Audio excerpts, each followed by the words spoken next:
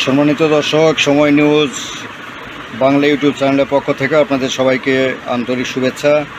তো আজকে আমরা যে বিষয়ে আপনাদের সাথে একটু কথা বলবো তা হলো যে আমরা ঢাকা শহরের বিভিন্ন অলিতে গলিতে পাড়া মহল্লায় এবং বিশেষ করে জনবহুল যে রাস্তাগুলো আছে, ফুট ওভারব্রিজ আছে, ওভারব্রিজ আছে, ফ্লাইওভার আছে, তার আশেপাশে বা তার উপরে নিচে আমরা এই ধরনের কার্ড দেখতে পাই।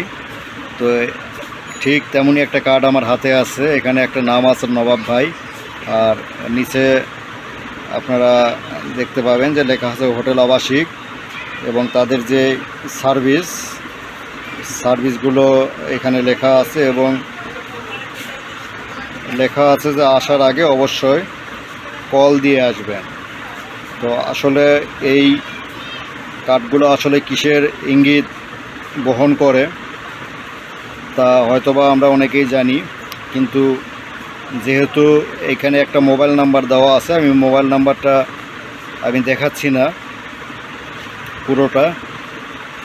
তো আসলে এই মোবাইল নাম্বার ধরে যারা এইসব অসামাজিক কার্যকলাপে লিপ্ত বা জড়িত তাদেরকে কিন্তু সহজেই খুঁজে বের করা সম্ভব এবং তাদেরকে আইনের আওতায় নিয়ে আসা সম্ভব।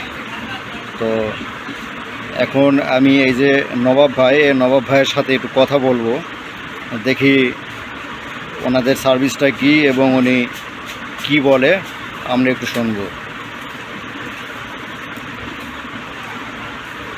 আচ্ছা, কার্ডটা আমি একটু সরিয়ে রাখছি। আচ্ছা, আমি কল করেছি ওনাকে, নবাব ভাইকে কল করা হয়েছে, দেখি উনি কি বলে। হ্যালো, আসসালামু আলাইকুম। জি ভাই, নবাব ভাই বলছেন? ও ভাই, আমি ইয়েটা পাইছি হলো ইয়েতে আপনার ওই যে বাবুবাজারে। হ্যাঁ হ্যাঁ,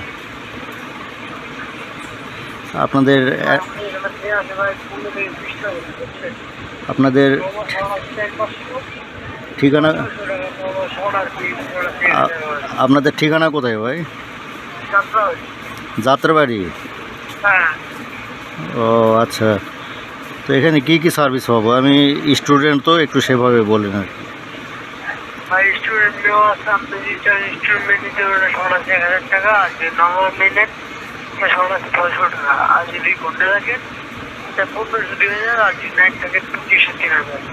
কোনো সমস্যা আছে নাকি ভাই আবার?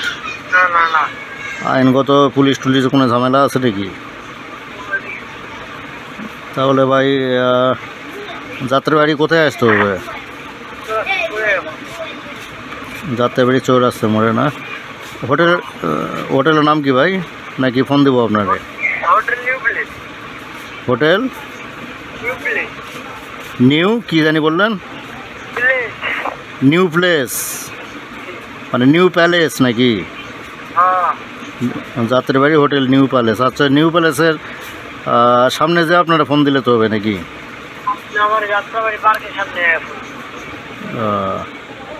আচ্ছা ঠিক আছে ভাই, আচ্ছা ঠিক আছে ভাই, ওকে, বুঝলাম। দেখলেন আসলে কতটা ভদ্র সে, সালামও দিল শেষে। তার হোটেলটা হলো যাত্রাবাড়িতে, হোটেলের নাম নিউ প্যালেস, আপনারা শুনলেন। তো এই যে নাম্বার দিয়ে তারা যেই ব্যবসাটা করে এবং ফোন করলে হোটেলের নাম বলে দেয়, আইনগত কোনো জটিলতা নাই, পুলিশের কোনো সমস্যা নাই, এরকম বিভিন্ন কথা সে বলল, আপনারা শুনলেন।